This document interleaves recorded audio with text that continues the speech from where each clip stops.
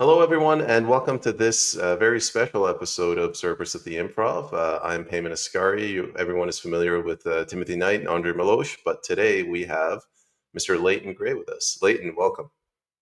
Oh, it's my pleasure. It's always a pleasure to speak with you. That's very kind of you, as always. I appreciate it when you lie to my face. I'm sure, I'm sure it's torture being here. I'm a truth speaker. Come on.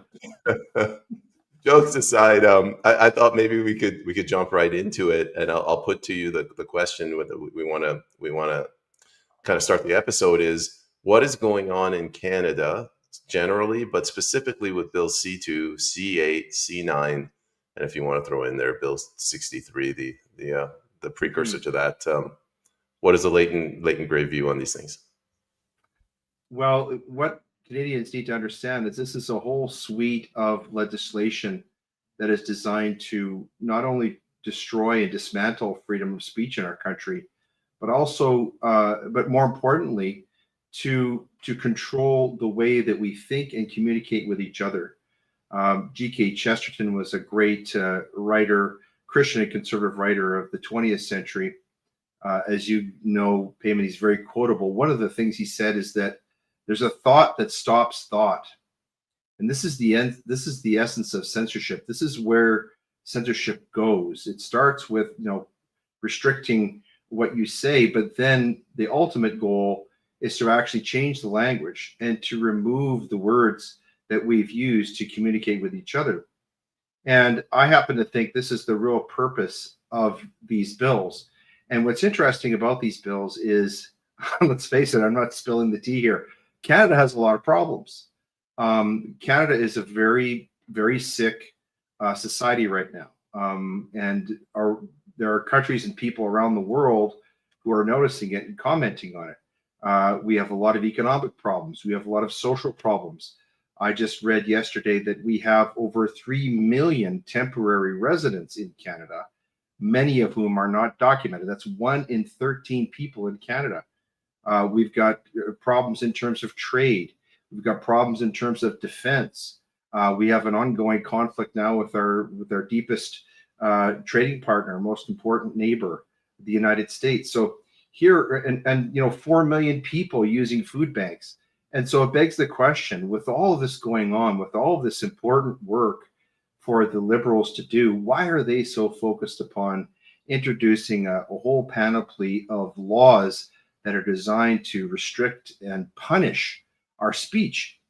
And the answer is actually pretty simple. If you look at history, we are in some stage of totalitarianism in Canada. We started out as a Christian nation, as a free and democratic society. People who want to disagree with me about the Christian part should look at the original 1880 French lyrics to our national anthem, which actually read like a prayer. The first English translation was done by a doctor in Toronto. And so if you don't believe me, look that up. You could Google it. Canada is a Christian nation. And a lot of our success in terms of guaranteeing our rights and freedoms and civil liberties has stemmed from that. The recognizing the fundamental dignity of the individual, of families, of communities. But we're in a stage of totalitarian drift, and totalitarian drift has certain hallmarks. One of them is gun confiscation. One of them is restriction of religious liberty, which we saw during COVID, and we're seeing expanded even further. The other is destruction of economic freedom, and we're seeing that in our country. And then another one that we're seeing is, of course, this restriction of speech. And the goal is to remove, I think, from the language and from our understanding in Canada, the very character of our nation.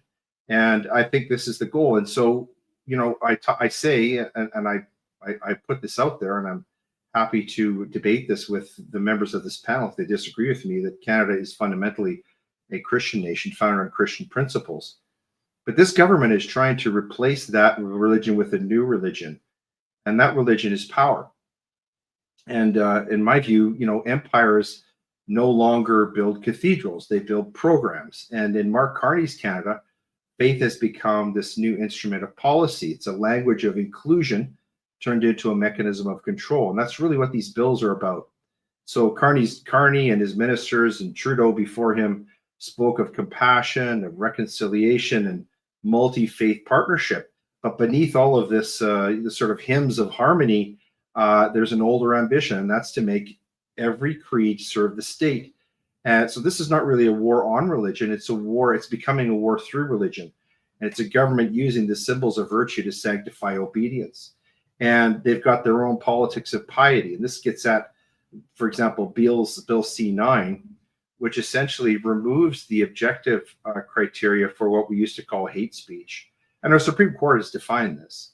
But of course, the liberals they've decided to ignore that definition, which was in itself pretty liberal. And what they've done is they've made a god of emotivism, of emotion. So if I say something that offends somebody, that can be sanctioned criminally. They can complain about it. And they've removed an important protection. There used to be ministerial protection. We can debate whether how much of a protection that is these days, but it used to be that somebody couldn't be prosecuted for hate speech. You think of someone like back in the day, Ernst Zundel or Jim Keegstra, for example, famous cases back in the 1980s of hate speech. Those you couldn't just complain to a police officer that someone offended you and hurt your feelings. Well, now you can. And so again, what they're doing is creating an environment in Canada that is strange to those of us who remember Canada as being a different place. We're essentially pitting Canadians against each other. And the goal, I think, is to concentrate more and more power in the federal government. So, in the name of diversity, new agencies fund religious and cultural councils, which would say that they're building community trust. But I don't see any of this community trust actually developing. And so, really, what Carney's doctrine seems to be is the gospel of managed consent. So, rules are flexible enough to please every ideology. Regulations are firm enough to bind every citizen, and that's really what these speech laws are doing. And so it's kind of a theology of governance, and so I think my big concern is there's a huge human cost coming here, and we're already starting to feel it. And there's a reckoning. I mean, my friend John Carpe recently published a piece. He's the head of the JCCF, saying he thinks by Christmas that we could be fully, living in a totalitarian state. And what's coming, if they can ram these bills through, is by Christmas they want to have this new community engagement directives. They're going to roll these out, and they will say equity but mean enforcement. They'll say dialogue but they'll mean data collection. They will say trust but they'll mean tracking. And when resistance rises, Carney's press will call it extremism. And so this modern state, it doesn't burn heretics anymore. It just reclassifies them. And that's really what these terms like hate speech and everything else are all about.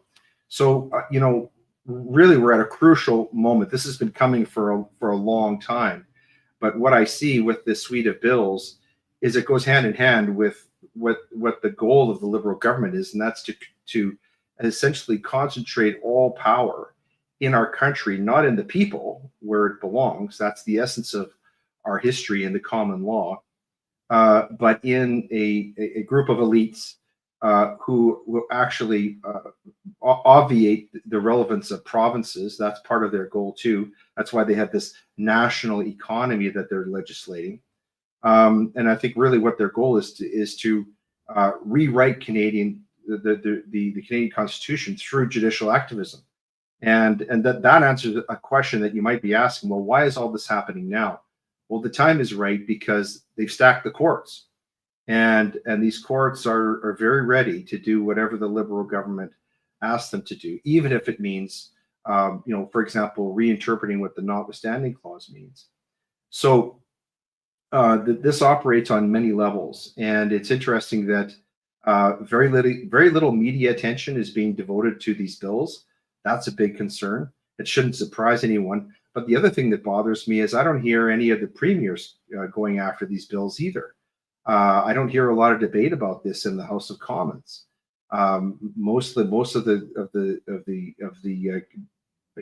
discussion during question period surrounds Carney's failures in terms of economic policy. Now, those are real and those are tangible and they play well, on the internet in terms of sound bites.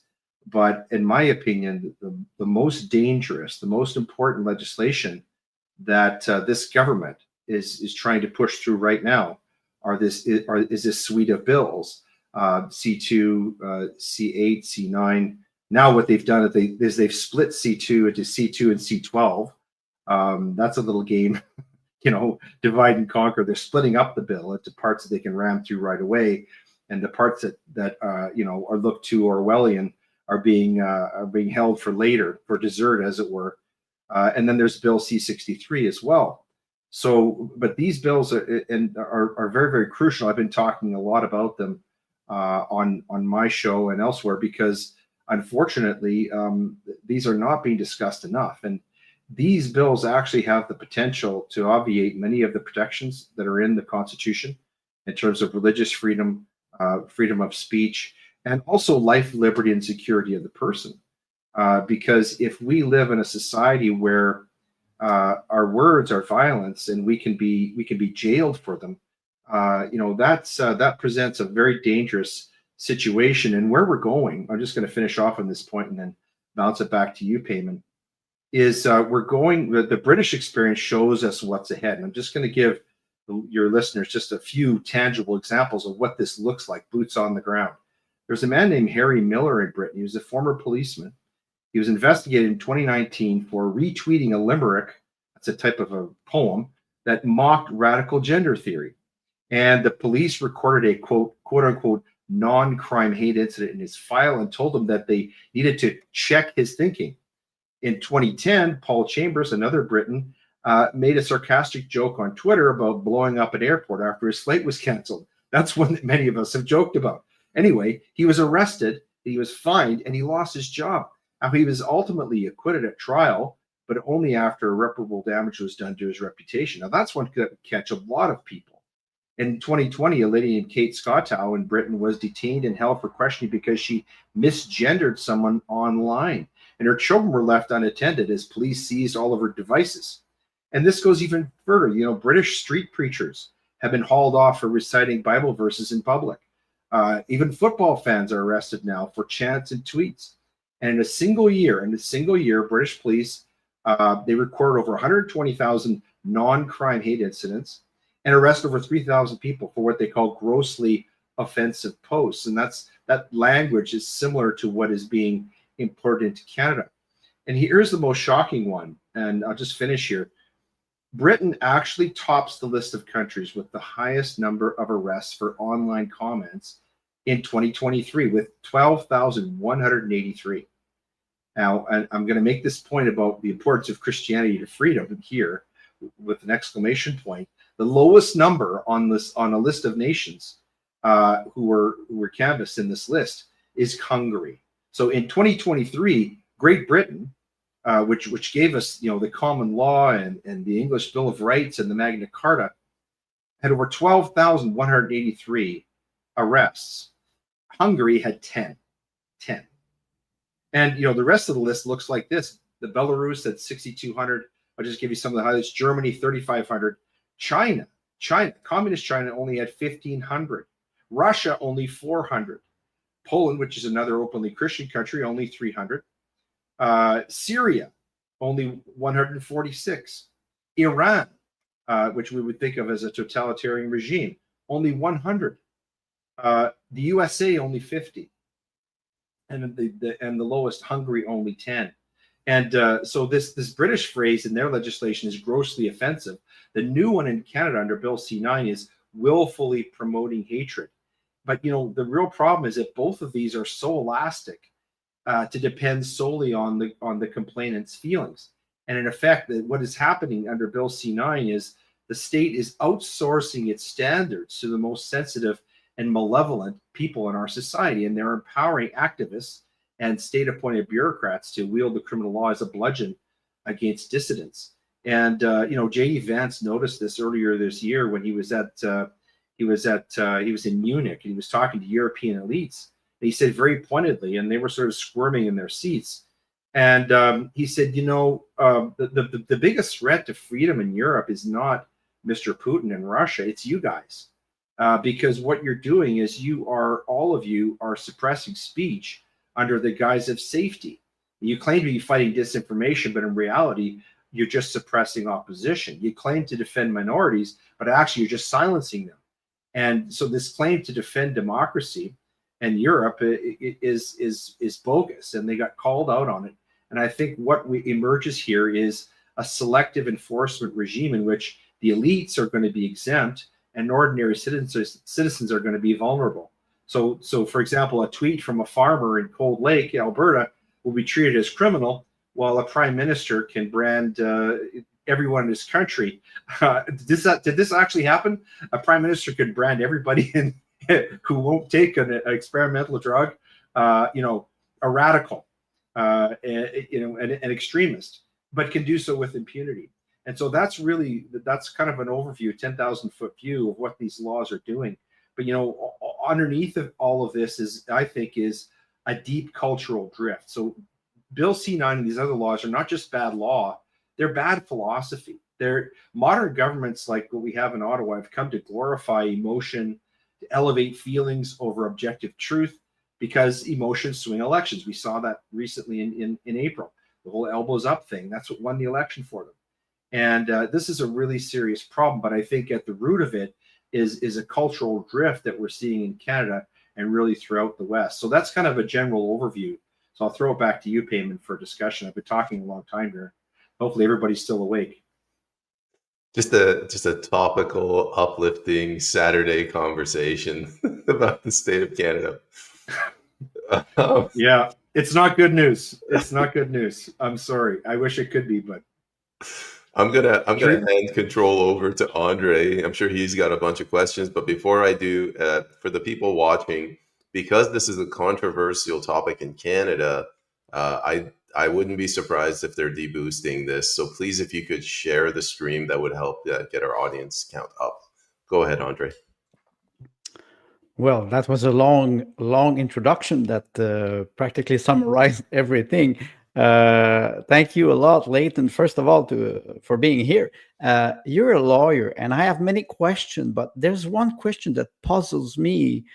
During the COVID mandate and with the rise of the Freedom Convoy, there were not a lot of doctors who opposed the injection, mandatory injection, or well, like you mentioned, how to be able to paint dissidents, and there were not a lot of lawyers who stood up with people who were trying to defend their rights. And we see what happened with Tamara Lich and Chris Barber.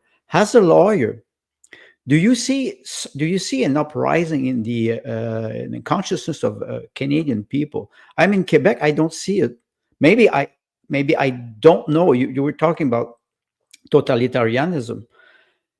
Anna Arendt, in her book, she refers to a period that is very short in time. Are we facing months of totalitarianism or years before people wake up? As a lawyer, how do you perceive this? Well, it's a great question. It's one I've asked many times, but if you look historically, in Nazi Germany, doctors, in terms of their per capita percentage of the population, they were the highest concentration of Nazi party members. Okay, they were followed closely by lawyers. So this is not a good demographic.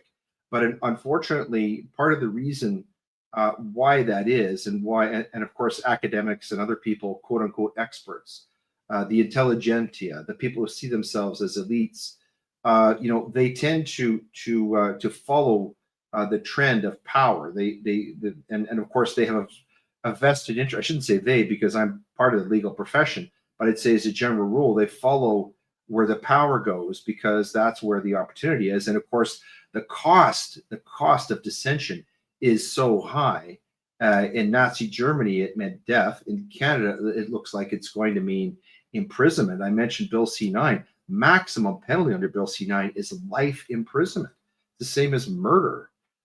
So the cost of speaking out what Dietrich Bonhoeffer called the cost of discipleship, is getting very, very high in Canada. And of course, the real danger behind this, and the one that we've got to face, is that when this happens, it's important to sort of talk about what is the function of speech. What is the function of speech in our society?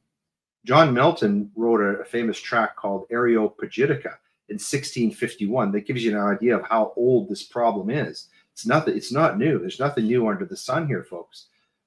Governments have been trying to suppress speech and dissent for a really long time. We've had this push and pull throughout history, and sometimes we've had revolutions over it. But the real point of speech, the reason why free speech is vital, and really our laws that protect free speech are only necessary to protect offensive speech. It's redundant. We don't need to protect speech that doesn't offend. If I compliment Payman Asghari on the start of his program, he doesn't need protected from that. But if I call him a skunk and a scoundrel, then that's going to offend him. But we need to have that debate. I've got to maybe have a chance to prove my point. And this is the function of speech, and this is really important for people to understand. This concept that speech is violence is a leftist concept. It comes out of the French Revolution. And it's found really its apex in the Charlie Kirk assassination, because that young man who shot Charlie Kirk was saying that if you say something that offends me, I can stop your speech with a bullet. Getting back to my Chesterton comment, the thought that stops thought. With the purpose of speech, however, in the Western culture, is very unique, and the purpose of it is it's a truth-based inquiry. So in legal context, we go to court. We have the adversarial system. In the scientific concept, in the scientific milieu, what you have is the scientific method, the point counterpoint. It's the same idea, though. These are truth-seeking endeavors. The same is true in medicine, engineering, all aspects of inquiry. But when we get into the concept of debate, let's say in a legal or political context, the importance of speech is really heightened, because if we have free speech, it actually is the best method that we have found for preventing violence. And so we have to permit offensive speech. And I'm not saying that we should protect all speech. Certainly there are some types that we can all agree. For example, ones that actually incite people to violence and hatred. The classic example would be, screaming fire in a movie theater. But the purpose of speech really is to permit us to solve problems peacefully. And it really isn't possible to do that unless you can risk offending someone. In fact, I don't think you can have a meaningful conversation about anything if you have to be constantly worried about offending somebody else. And of course, this right not to be offended has never been protected in our law. And so this is the new innovation, and this is why it's so dangerous, because it's going to draw us to violence. It's going to make us a more violent society, a less peaceful society. And that might be part of the reason why our government doesn't want us to have any guns. That may be a very good explanation for why totalitarian regimes, for example, Nazi Germany, the Soviet Russia, the Cubans, the Chinese, all were involved in gun confiscation. It's a hallmark of a totalitarian regime. But when you suppress speech, you heighten violence. But then you have a situation where you have a government that has a monopoly on coercion. And then, of course, if they're the only ones who have weapons, we know how this is going to go. But what we're talking about here with speech is another example of trying to restructure a society such as Canada or Great Britain or the United States or Australia, where the people were placed in a position where they hold the political power. And what's really happening right now, and a lot of the laws that we're seeing passed not only in Canada but in other parts of the West, are really aimed at changing that, creating this top-down type of society, which we haven't really had in Canada, at least not in recent history. And so what you're getting at is really important. But the doctors and lawyers are part of this power structure, or they see themselves as such. But if they understand history, they're not going to like things very much in the moment after all the lights go out and the last vestiges of a free and democratic society leave. Because if you look at history, these people who think that they're elites, oftentimes they're the first ones to go when when the violence, the really serious political violence, actually starts. Well, it's interesting. You're mentioning the doctors and lawyers were close to power. I have two short questions. I will hand it to Tim after.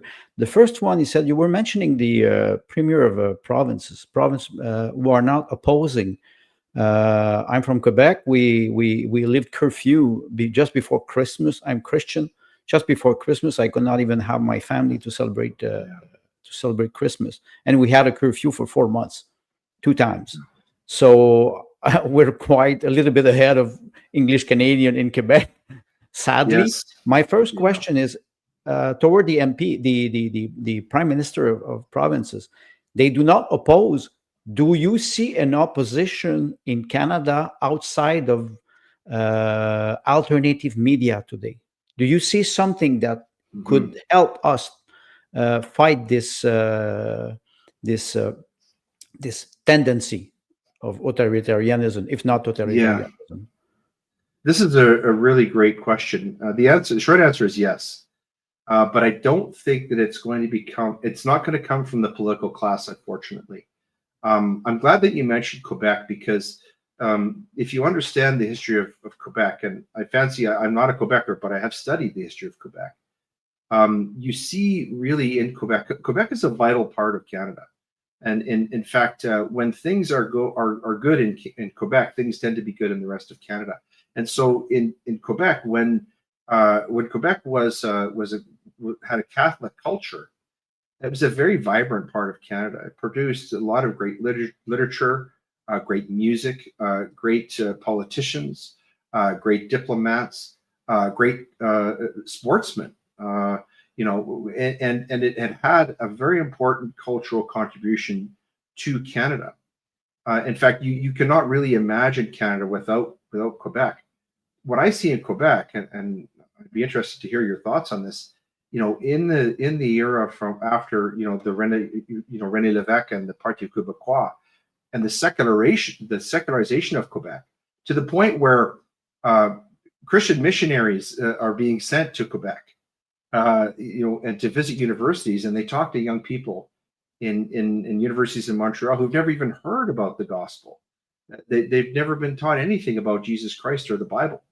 It's hard to imagine, in Maurice Duplessis, Quebec, that would have been the case. And so I think the secularization of Quebec is a very important part of what's happening to the rest of Canada, because we're not grounded the way Quebec was arguably the most Christian part of Canada. And that's not true anymore. Now, I think you could make the argument that it's maybe the most secular part of Canada. And where I live, out in the West in Alberta, we've sort of taken over the mantle of the most Christian and conservative, and hence, we're resisting all of this. But the question of how and why this is going to change is a really important question. And I'm going to sort of put a little bit of sunlight on all the gloom I've been painting. Again, I'm going to turn to Chesterton. Chesterton wrote a great book 100 years ago called The Everlasting Man. I'd really recommend it to anybody who is interested in Christian theology and understanding its application to the rest of society, especially modern society. And he talked about Christianity going through a series of deaths over time. And it's been considered dead many times. Nietzsche wrote a couple of years ago, God is dead. But it always comes back. It has a series of revivals. And Chesterton said that's grounded in the fact that our Savior rose from the dead and is unique in that. And so I think what's happening now globally, and maybe it hasn't hit Canada fully yet, but I think you can see the seeds of this starting to take bloom in the United States, where you see major political figures talking about God, talking about faith, quoting scripture. Donald Trump was talking about the attack on Christianity from someplace called the Museum of the Bible, which I'm ashamed to say I didn't even know existed. I have to visit there. But he said the same thing in the UN. He said, there's an attack on Christianity. He's going to do something about it. J.D. Vance led a prayer meeting when he hosted Charlie Kirk's podcast. Pete Hegseth quoted scripture during a press conference as the Secretary of War.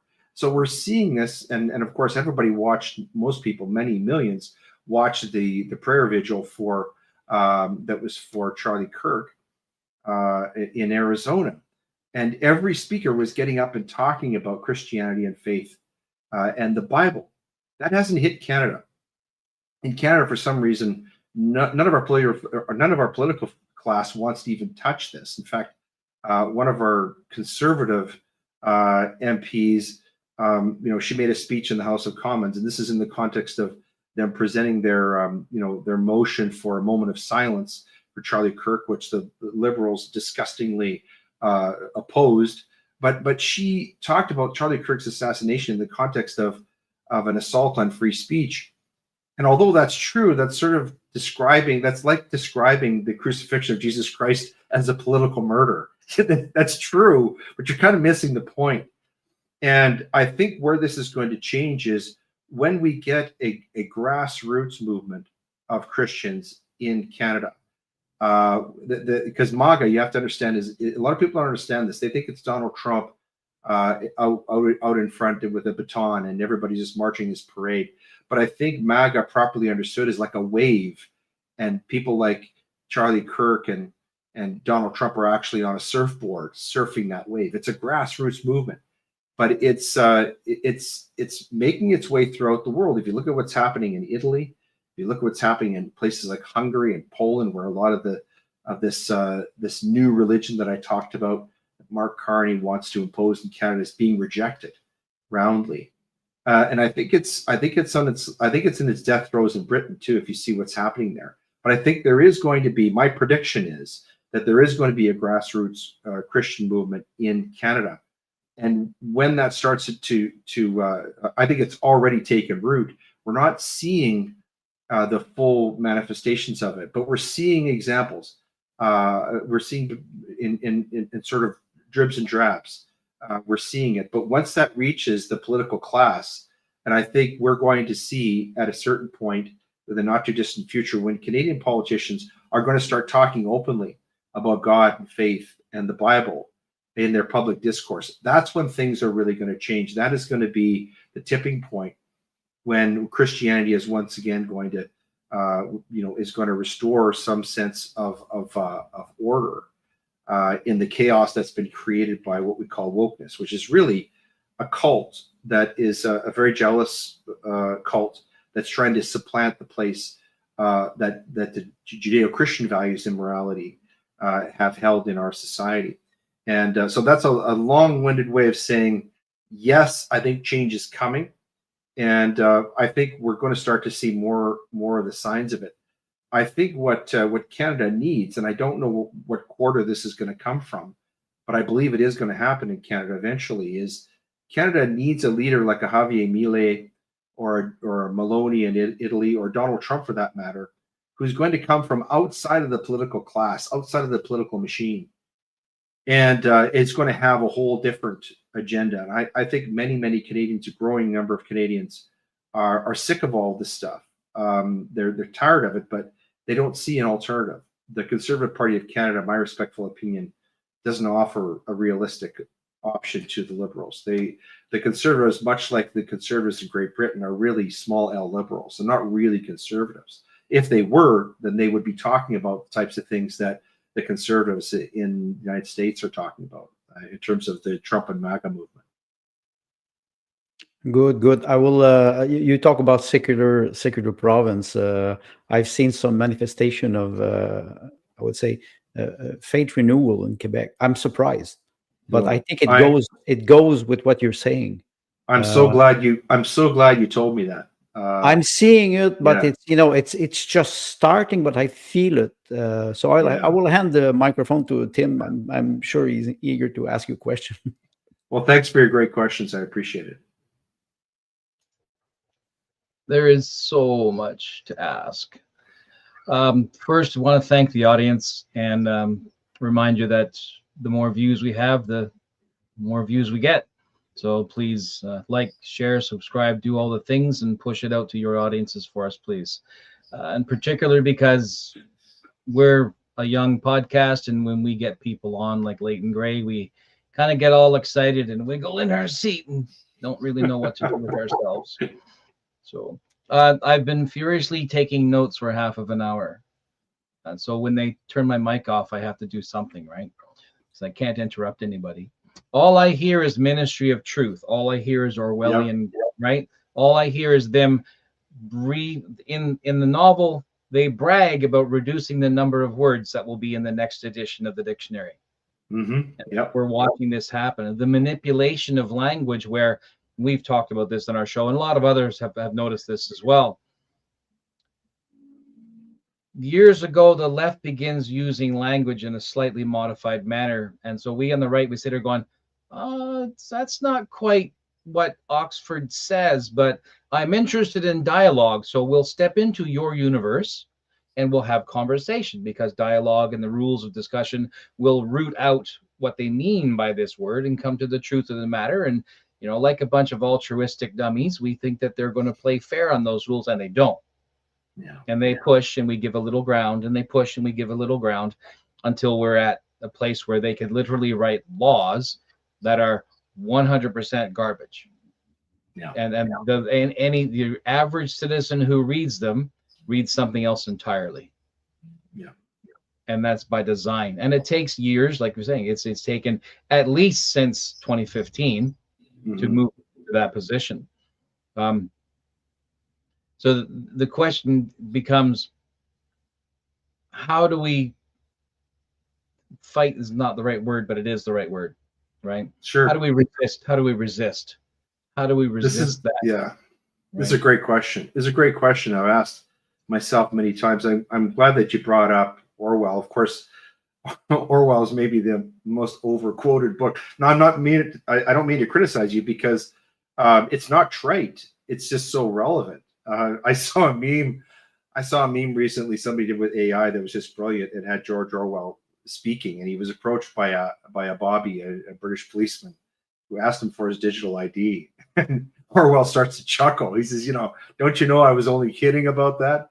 But in the novel, in the book 1984, there's a character Syme. He's the Newspeak lexicographer, which is the person who basically defines speech.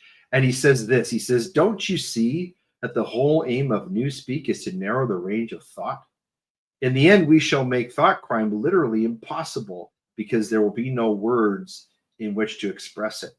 And just to give you a tangible example of where this goes, in the North Korean language, there's no word for escape. There's no word for escape in the North Korean language. Hence, if people want to ask the question, why aren't more people trying to get out of North Korea? Well, they're not just afraid. They can't form the thought to escape, because that concept has been taken out of their language. And this is how important language is. But to answer your question, this is something that is very important. And I think we have to start to exercise something that I'm calling semantic vigilance. What I mean by that is we got to take back the words. What you were saying was quite right. On the one hand, those of us, if we can, on our side of the debate, let's call ourselves, small c conservatives. We understand that the English language evolves. It's an organic thing. It evolves with our culture. It evolves with our technology, and the language has to evolve. I mean, could you imagine if we were sitting having this conversation in, 16th century? We sounded like, the King James Bible. I get accused sometimes, by the way. My wife says sometimes it sounds like you're reading out of a book when you're talking. That's not a compliment. But anyway, there's a few suggestions here. One is, become the lexicographer of your own mind. In other words, pay attention to the words you use and the ones used by people around you. Look up definitions. Get interested in this stuff. It's important. Understand the etymology, the history, the way words develop. And it's really important. A richer vocabulary means a richer internal world and an enhanced capacity for precise thought and expression. So I say to people, really, take charge of your own language. The second thing is, and you raised a really good point here, where we sort of let the left take over and redefine words like gender and what is a woman. We really need to challenge this. We challenge euphemism and jargon. So when you encounter language that's designed to be obscure, politely but firmly seek clarification. Demand plain speech, especially from people in power. I was listening to Mark Carney speak today, and I didn't think it was possible for somebody to be less coherent than Justin Trudeau, but I think Mark Carney has surpassed him. I think he's the gold medalist, but I think it's by design. But we don't have to permit ambiguous terms like disinformation, misinformation, hate speech. We don't have to let them pass without comment. We can question them, and we really must. Here's another one. Discover diverse linguistic perspectives. So read a lot. This is something, and engage with literature. We've talked about a series of books during this conversation. You brought up 1984. Engage with literature and philosophy and journalism from diverse cultural and ideological viewpoints. This is very important because it broadens the understanding of how language can be used and abused. So if you don't read all this, all this postmodernist mumbo jumbo, if you don't actually look at the wording of these laws, you're not exposed to alternative frames of reference, and it's really important that we do so. Here's another one. Practice nuanced communication. So in your own interactions, strive for clarity. Try to be as precise in your speech, but do it with empathy. Avoid hyperbole and exaggeration or simplistic binaries. Try to engage in constructive debate where the goal is mutual understanding rather than rhetorical victory. I'll give an example from my own life. I have a wonderful young man working in my office who's a lawyer, and he's Muslim. And we had a conversation about the Charlie Kirk assassination. And this young man, who's my friend, I love him. He's like my brother. He said, "Rest in piss," describing Charlie Kirk. And I asked him why. He said, "Well, because Charlie Kirk said all these offensive things about Muslim people." And I said, "Well, gee, rest in piss. Can you see how that might be offensive to Christians?" And so we can have these conversations. But I didn't get mad at him. I didn't call him a bigot or anything like that. I just said, "Look, you're using this language. You're using this really strong rhetoric. Is it accurate? Is it precise?" So you can have a conversation like that. At least we still can for now in Canada. Here's the most important one. Defend what you think and you believe is right. And don't be afraid to say unpopular things. And again, coming back to the Charlie Kirk assassination, the importance of communicating uncomfortable truths has never been more important in our country, in our world. Freedom of speech is meaningless without the freedom to think, which is really what governments are trying to deny through bills like C9. That's really what George Orwell was writing about in 1984. And that freedom really relies upon the availability of robust, unsullied language. We have to be able to use words that might offend other people.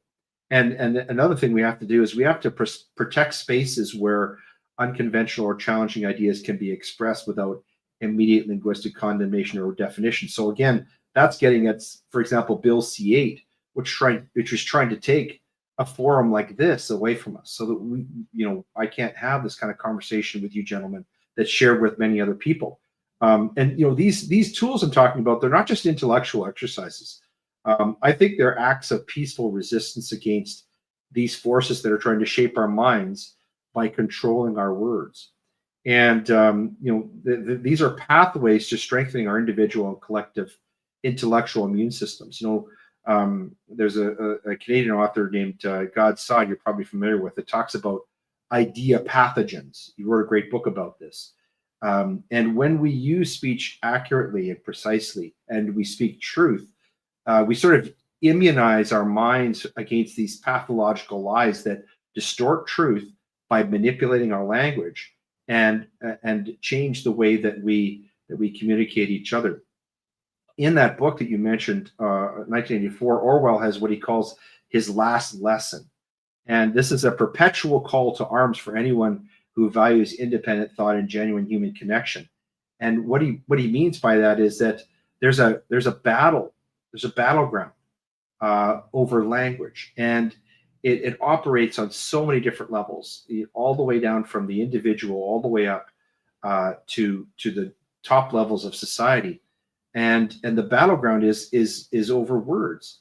Words in our tradition, in the Western tradition, are vitally important. Going back to the Bible, at the very beginning of Genesis, we have an omnipotent God who creates the universe through speech.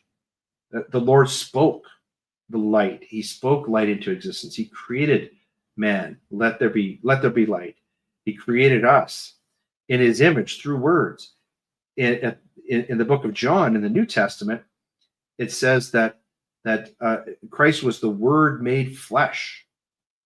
The Word made flesh, right? So there's a connection between a deep cultural and spiritual connection between words and truth.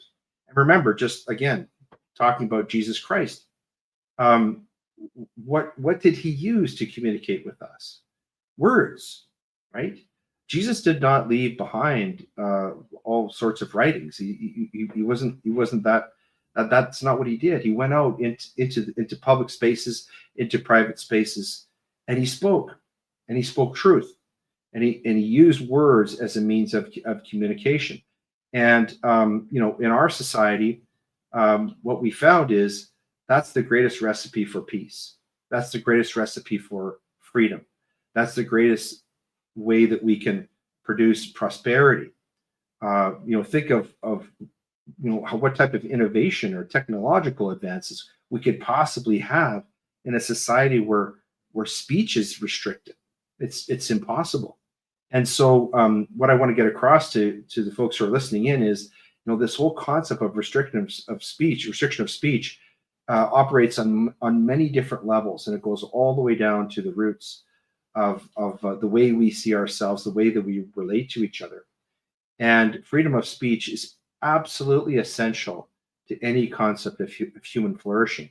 In every single society where governments have been successful in suppressing and censoring speech, you've had misery, starvation, genocide, and death.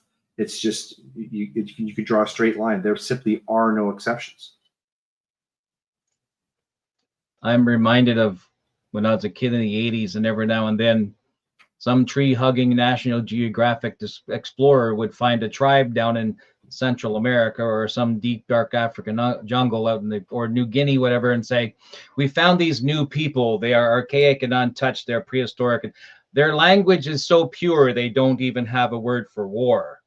Remember that, right? That was a trope, right? That went along with the whole Green Day, the Earth, with all of that. The early push of Marxism in a pretty little hug a tree package in the 80s. And I get the feeling, watching the progression that's happening to our language, this Orwellian implosion of our cultural heritage, the aliens will find us 100 years from now and say, look at these quaint, archaic people. They don't have a word for freedom. Yeah. Right. And that's something. Right. So you've mentioned the spiritual element, and regardless of whether somebody is a person of any particular faith or not, there are things that we cannot see and cannot measure that do indeed exist and have effect. Right. You cannot measure love, except you can. You cannot measure hate, except you can. You cannot, etc. So my thought here, writing as you're talking, is language is a toolkit for relationships, a spiritual exchange.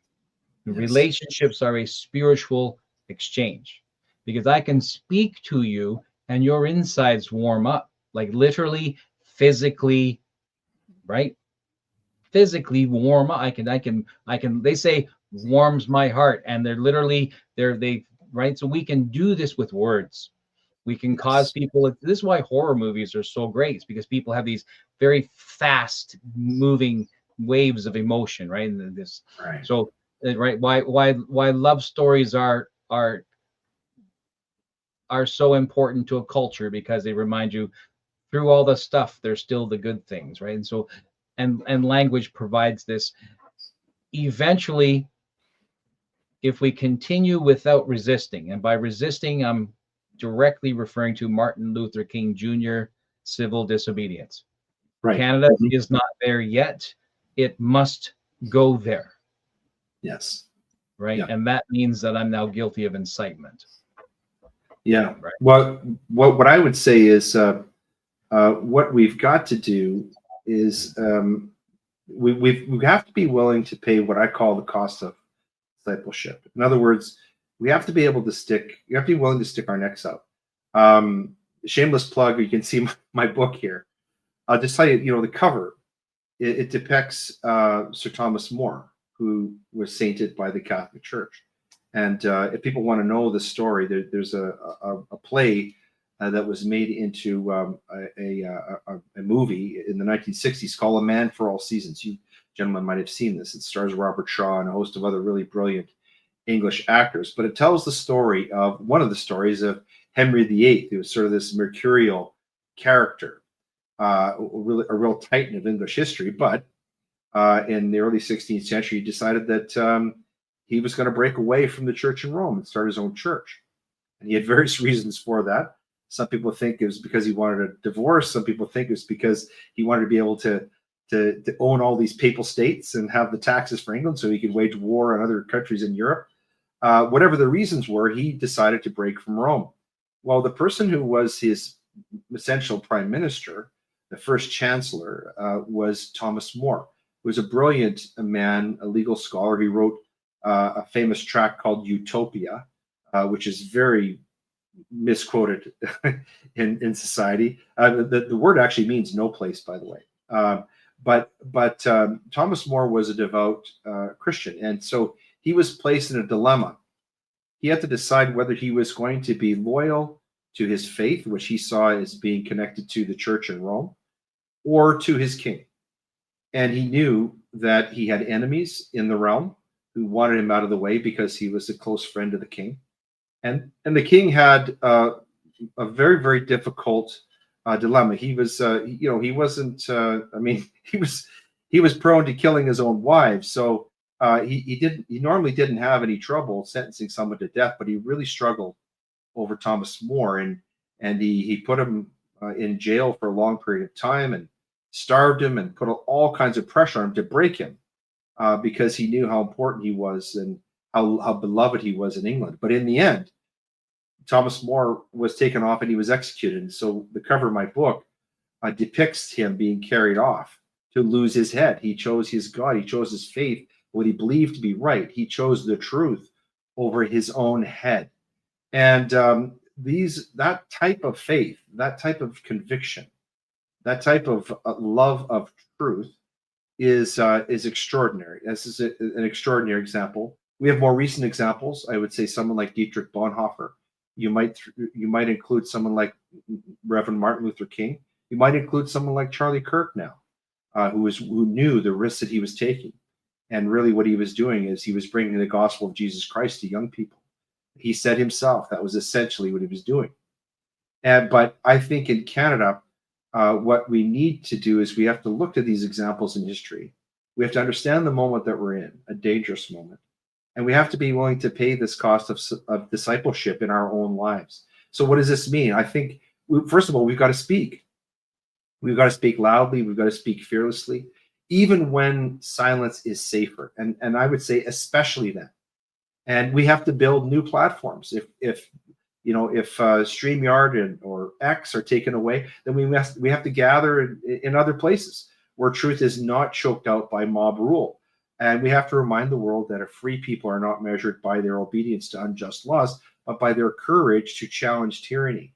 And above all, we have to declare with unshakable resolve that truth is not fragile. It does not need state protection. And we have to tell our governments this. The truth only needs proclamation, but we have to have the courage and the conviction to state it and to stand by it the way Thomas More was. And unfortunately, we don't yet have enough people in our political class in Canada who are willing to do that. We have a lot of pragmatic politicians who are very interested in power, and what they're doing is they're saying to us, oh well, if we just could get into power, we could do all these really great things. But I think what Canadians need to see is the type of leadership which says to us that, look, this is the kind of person I am, this is the kind of character I am, and this is and that we can get behind you because you tell us the truth, you speak truth. And we don't have that in our political class yet. But I agree with what Andre said. I'm seeing the signs of it in our culture, especially in our young people. Charlie Kirk said that in the United States that the people between the ages of 18 and 35 are the most conservative demographic in the United States in over 50 years. And I suspect that that is largely true of Canada as well. But of course, this begs this. Then you begin to understand why censorship is important. Well, if we can take away the words, if we can punish dissent in our country, then that's going to kill the momentum that's coming. And I think this sort of answers the overall question. If people are asking, well, why that I posed off the top of the show, why is this government, which is faced with so many serious problems? Some people are describing Canada as going over a cliff economically. Why are they so interested? Why are they placing so much importance on suppression, restriction, and punishment of speech? And I think it's because they see what's coming. They see what's going on in the United States. They see what's happening elsewhere, and they know that a change is coming. It's been more acute and more obvious, I think, since the Charlie Kirk assassination a month ago. But I'm convinced that globalism has actually had its day, and that the sun is going down on these guys, and this is why they're racing against a ticking clock. And that's why they think if they can get all these laws in place, that it'll keep them in power. But I just don't see how these lies are going to be sustained, are going to silence truth. I have a great confidence in the Canadian people, and I think that more and more people are rejecting this stuff, and we're not hearing about it enough because, of course, the control that's exercised through our media. But if they weren't afraid, if they didn't see the need for these bills and these laws, then they wouldn't be trying to pass them. And so, in a strange sense, I see these laws almost as a sign that something is rising in the soul of Canada. And that this government, which I regard as practically and metaphysically and evil, I think we have an evil federal government. I think we have a malicious federal government that's actually aiming at hurting Canadians. That does not act in our best interests. I think this is palpably true. I could, if I talk for hours, I could not cite all the examples of this. If this is true, there's so much evidence; it's overwhelming.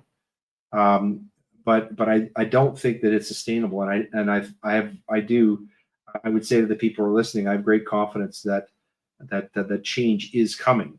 But it's got to happen at a grassroots level. It's got to happen at the personal level, at the family level, in our businesses, in our places of work. But we have to continue to speak and to call out lies and to speak truth. Yeah, I think a note that Canada has not responded to the Charlie Kirk assassination, which in my mind is reasonably analogous to JFK and Martin Luther King Jr. It's reasonably analogous to the mid-60s, and that the spirit of dissent among the people in that era. I think the reason why it hasn't cottoned on, like grabbed as much energy in Canada, is because Canada does not assassinate its dissidents. Right. We drag them through the court until they're destitute, right? Yeah. Right. So because they learned after Louis Riel, we probably shouldn't hang a hero, right? And they learned after the 1905, the Winnipeg general strike, right? Mm-hmm. And it was a conservative party in power that went in and did those things to the strikers. And so they learn after that. And then they step into, you move forward 100 years to we'll watch what happened with the convoy. The paralysis that the House felt, right, when those 50,000 people descended in, the center of Ottawa, that wasn't that. There were voices in there that said, we want heads to roll. There were people who wanted to embed the military into RCMP uniforms and put them out on the streets. And but the government wisely chose not to do that. Canada does not have martyrs. We don't have people who die. The closest you get is Arthur Pawlowski being dropped into a dark prison somewhere in northern Alberta, whatever. But who's going to read his book, right? And that's the problem, is exposure. Who's going to believe that, right? And my generation, Gen X, once upon a time, I used to blame the millennials for everything. And then I realized, wait a minute, all my children are millennials, right? And they're pretty good. They're well adjusted. They have their stuff, but they're making their way, and all their friends are reasonably good, and etc. So maybe it's me, right? And then I realized, if I think a millennial or did a bad thing, then maybe I should look at the parent who created the conditions in which that could happen. Then I realized that in the 80s, when we were all screaming with Beastie Boys, we're not going to take it. Well, we have in fact taken it, right?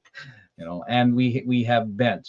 And Gen X in white collar positions, business owners, frontline professionals, etc., bureaucrats, in that layer of administration. During COVID, they had an opportunity to say, you know what, I know BS when I see it. Yeah, I'm going to say something, and they did not. Right. And they did by and not. large, that's true. By and large, it's true. There are those who did, but even for them, and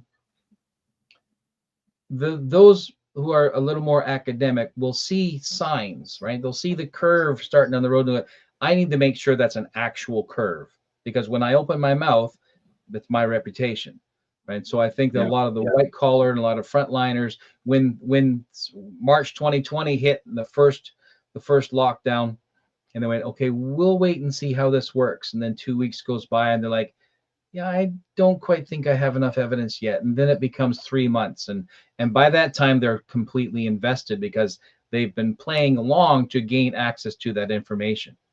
Right. And then, like you said, too much invested.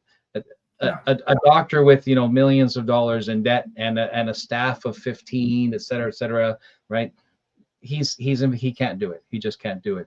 The businessman who's at risk of CRA coming after him for the most minute thing and losing his business, it's just too much. So you mentioned that there's a turn, and I think the turn is not going to be found in Gen X. It's going to be found in the millennials and the Gen Zs. And when I talk to young people out there at the coffee shops and the grocery stores and et cetera, they're savvy, they're clever, they are on the ball. And it's interesting, because you look at history, and it is always the people under or near 30-ish years of age, the Alexanders, right? The Caesars. It's the young who do it. It's the young who do it. And I think, as far as pundits like ourselves and movers like yourself, there's an opportunity for us to include more youth into the conversation. Absolutely. And I think it's I would say it's an imperative. It's more than an opportunity. It's an imperative. But I think you're very right. It's the youth that will move culture. And one of the promising, and this is going to sound weird, one of the promising things about Canada right now is that being pro-freedom, being Christian, is called counterculture. And youth historically is always counterculture. They will always go against the ideology of their parents. You go back to the 1950s and Elvis Presley and rock and roll. That was a rebellion against a very buttoned down society. You go back further to the Victorian era, was a reaction to an era in English society in the latter part of the 18th century, early part of the 19th century, which was very much like what we're living through right now. Okay. And so, but you're right, it is in the youth. They always go, they'll always go for the counterculture. And Charlie Kirk is a representation of that. What he was doing, going into those universities, This is horrifying to think, but going into universities and talking about free speech and liberty and faith, that's counterculture. That's counter to the culture that's in those universities. And the university is one of the examples of our sort of grounding institutions, one of the pillars of Western culture. So I agree with you about that. I see what you're saying about, people in my generation, for example, being hesitant to speak out. I'm not as generous to them as you are. I spoke out. I was canceled. I'm on Bernie Farber's anti-hate list. I'm probably one of the people who's going to be targeted by Bill C9. And it has cost me, but it cost me in some ways. But it's also blessed me in ways that I could not even imagine. I wouldn't have met Payman if I would have kept my mouth shut. Dr. Roger Hodkinson, who has been a very outspoken, proponent of truth in medicine. He's had his license revoked and his career completely destroyed. And he's 81 years old. We're part of a GoFundMe program for him right now. And there are other examples of very prominent people who spoke out at great cost. Dr. Jay Bhattacharya is another one who fortunately landed on his feet. He's got a really good job right now, but he didn't know that at the time. Back in 2020, when he with two other esteemed scientists, created something called the Great Barrington Declaration. He didn't know what that was going to mean. He was risking, a lifetime of reputation built up at Stanford and an elite university. So I think that those of us who are, let's say, Gen Xers, we still have to be good examples to younger people. They still have to be able to look to older people who are willing to pay a cost. I think that's an important part of it. I'm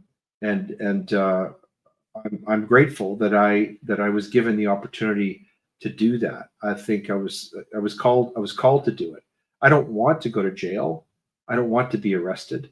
I don't want the Law Society to take away my ability to practice law, but I'm not going to cease speaking truth in order to protect myself from those risks. I try to be very careful about what I say and measured in my comments, but at the same time, I'm not willing to cow to these people, to these tyrants. So I'm going to continue to speak truth for as long as I possibly can. And it's becoming more dangerous in our country to do that. But I don't see any other course of action. I think if I can't be an example to my sons, who are like your kids, who are millennials, then what good am I? I'm part of the problem. I'm not part of the solution. And I have to walk my talk. That's why I'm doing the podcast. That's why I'm here with you, talking to you nice people, and hopefully reaching many people out there. That's why I'm here. That's why I'm doing this. I don't need to do this. I could stop talking about this and just go back to practicing law and make a lot more money. And the government will be quite pleased if I did that, I'm sure. I could take out a membership in the Liberal Party of Canada. Although I'd probably cut off my left arm first. In fact, I'd chew it off first. But I'm not going to do that. I'm going to continue to be here and speak truth in this space. And that's the obligation that I think people like me have, because we have a voice, we have a platform, and we can reach people and tell them about the truth. Because if we stop doing that, then that's when they win. That's when they take over the words. That's when they take over the lexicon. And I just can't let that happen. And I know that I'm sure that all of you feel the same way.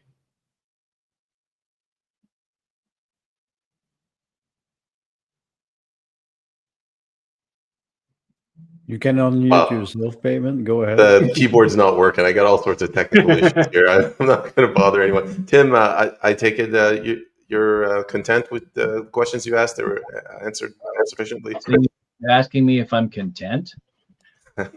Would you like to grade Mr. Leighton Grey's responses? I'm on the eighth day, God said this was good.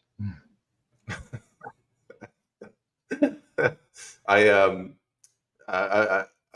I usually don't get these references. I'm sort of the young, not that young, but I'm a younger one on this panel. So I'm sure you're going to have to explain that one to me later too. Andre, are you content? Do you have any other follow-up questions, or we can? Maybe I just have one quick question. You mentioned something, Leighton, and you come here on the podcast, you have your podcast, and we generally agree on many topics. How come we cannot invite people? I will not say from the left, but for people who are following the agenda. This is maybe what frightens me the most. Yeah. That we cannot have a debate with those people. And when I say those, I will put quote unquote, because I do not want to judge people. Is it possible today with the alternative media to invite people who would come and debate and use the logos? We use this expression often. Is it possible, or are we in sort of some echo chamber? What a great question. And this is one that I ask myself all the time. I can tell you, I send out more invitations to people, let's say on the other side of the debate, than I do to anyone else to come on to my program. But the fundamental problem is the people who are on the other side of these questions that we talk about, let's call them the left or liberals or whatever, they don't place the same value on debate that we do. And in fact, they are astonishingly ignorant of our ideas and what we think. And this is something that we forget. You talk about echo chamber.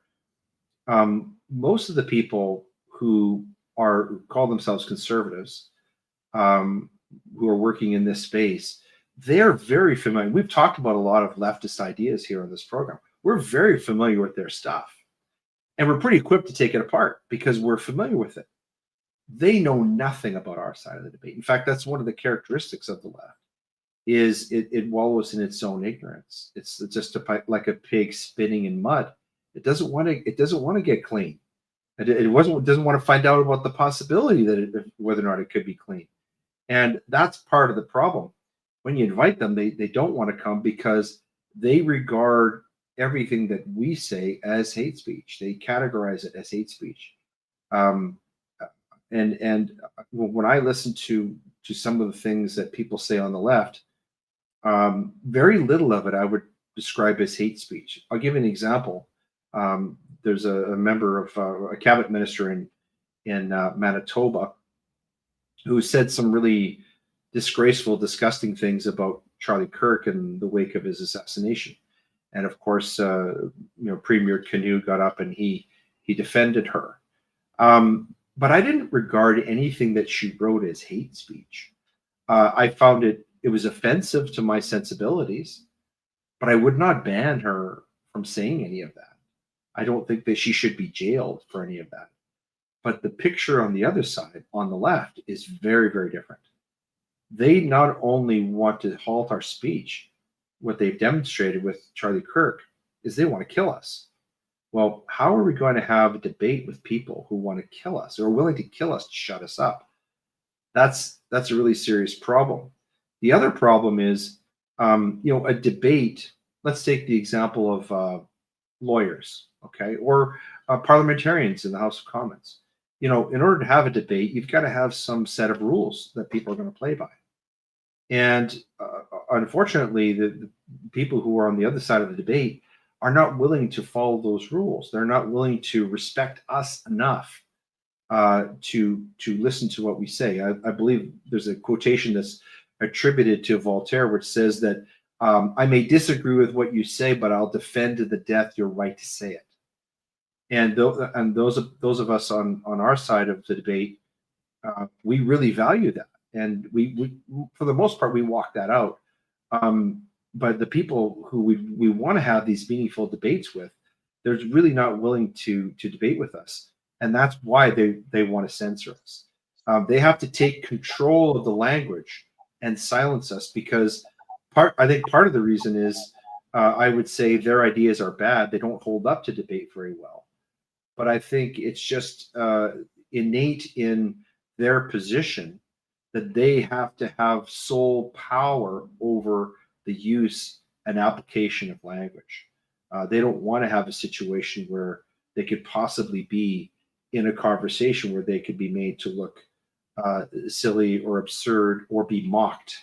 And that's, Hannah Arendt talked about this in her writings. One of the useful means of standing up to totalitarianism is mockery. And of course, this is what memes do on social media, for example. When you get a picture of Justin Trudeau and dressed up as Hitler, it makes a certain point, right? But they can't withstand that. That has to be prohibited speech.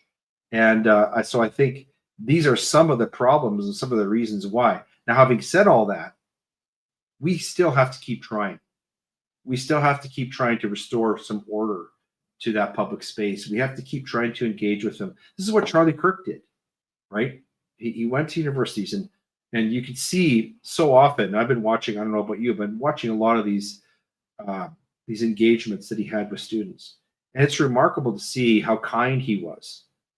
He always would go after, attack, what they were saying, but not them personally.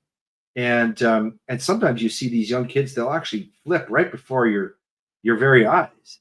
They're like, "Oh my God, I didn't know that what I was thinking was really silly."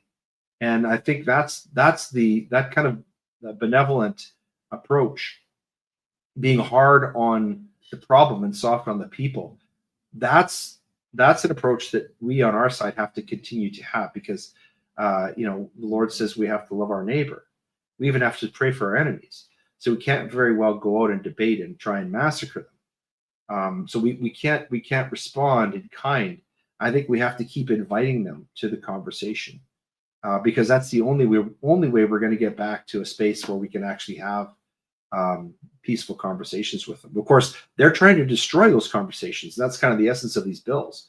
But that doesn't mean, I think that just puts on us a greater onus to try and restore this public space where we can have these debates. You remarked about the rules of engagement, and I'm reminded of the marriage counselor, right? So you have a husband and a wife who are completely ready to just walk away from each other, but they agree to the terms that of a counseling session or a series of sessions to sit down, and they agree to these terms. The first thing the counselor does is throw them in the crucible and make them both angry with each other. And he does it on purpose. He inflames them immediately in the crucible to get the dross to the top.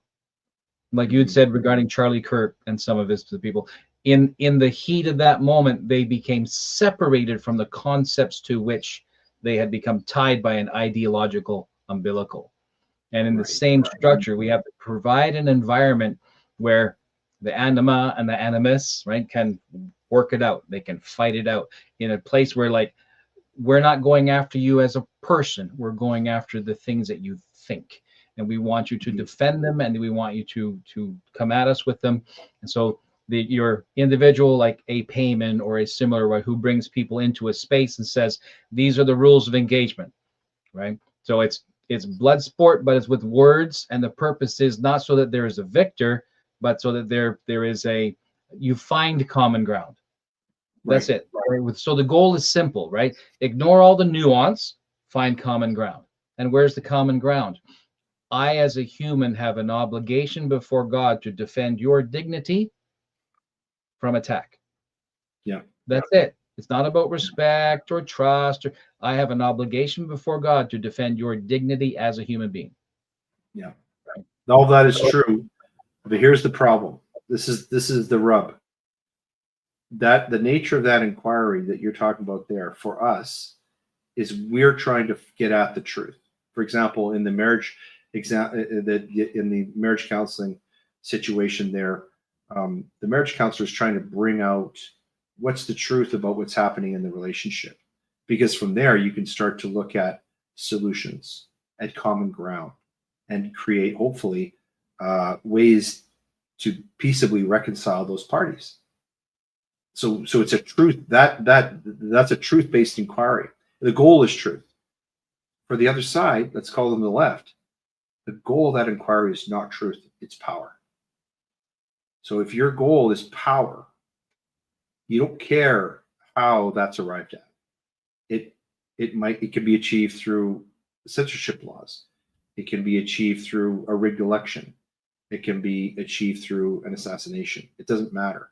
That part's irrelevant. But if you're in a truth-seeking inquiry, you're quite right.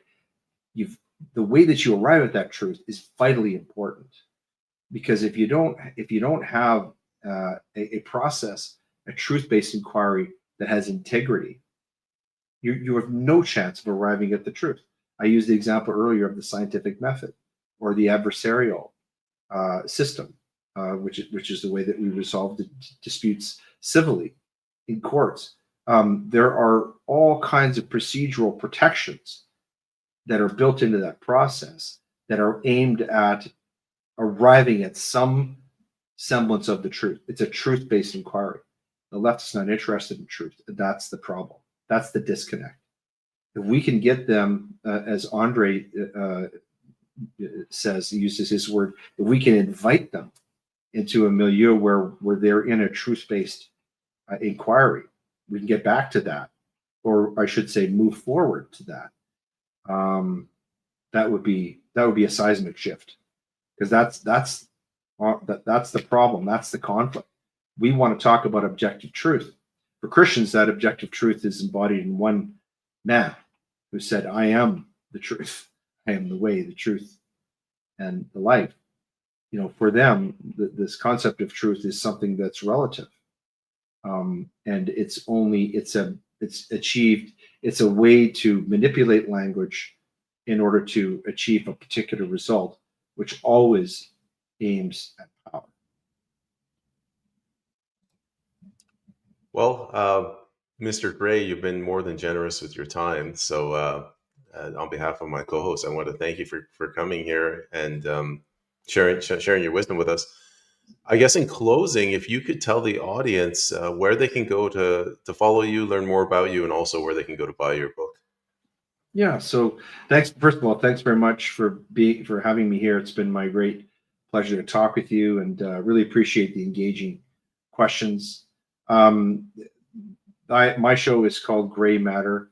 It is you can find us on anywhere you can find podcasts: Spotify, Apple, YouTube, Podbean, and we have a lot of great content on there that hopefully you'll find meaningful. The book is available on Amazon. It's called Lies, Laws, and Liberties. It's a collection of short essays that are on topics like the ones that we've been talking about today.